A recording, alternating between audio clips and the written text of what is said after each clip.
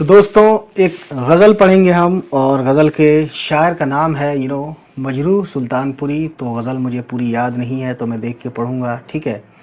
तो सुनिएगा, कुछ यूँ है कि हमारे बाद अब महफ़िल में अफ़साने बयां होंगे, बहारें हमको ढूंढेंगी, न जाने हम कहाँ होंगे। इसी अंदाज से झूमेगा मौसम जाएगी दुनिया, इसी अंदाज से झूमेगा मौसम जाएगी दुनिया।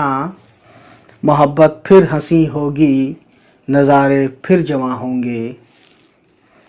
न हम होंगे न तुम होंगे, न दिल होगा मगर फिर भी हज़ारों मंजिलें होंगी, हज़ारों कारवां होंगे। तो दोस्तों इसमें जो वर्ड आए हैं मुश्किल अल्फाज, वैसे मुश्किल है नहीं कुछ, लेकिन फिर भी बता देना चाहता हूँ कि महफ़िल का मतलब होता है, हिंदी में कहते हैं सभा, या इंग्लिश में कह लीजिए क्लब, या ऐसी जगह जहाँ लोग मिलते हों या लोगों के मिलने की जगह, ठीक है, उसे महफ़िल बोलते हैं। और अफ़साने बोलते हैं ज़िक्र करना, ज़िक्र, कहानी, हाल, चर्चा, रुदाद, ये सब अफ़साने का मीनिंग है। या तवील, लंबी बात, ठीक है, दास्तान भी कहते हैं।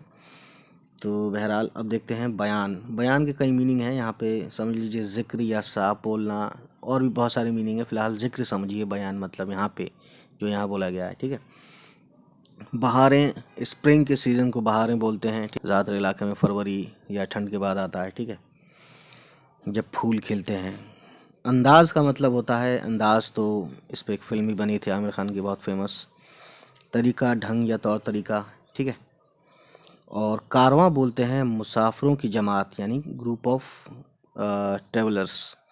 काफिला बोलते हैं इसका दूसरा वर्ड। ऊँटों की कतार, यानी ऊँट जो एक लाइन में चलते हैं उसे बोलते हैं कारवां। या सौदागरों का ग्रोह जो होता है, सौदागर बोलते हैं बिजनेसमैन वगैरह, तो उनका जो ग्रुप होता है उसको भी बोलते हैं। तो बहरहाल ये सब चीज़ें थी।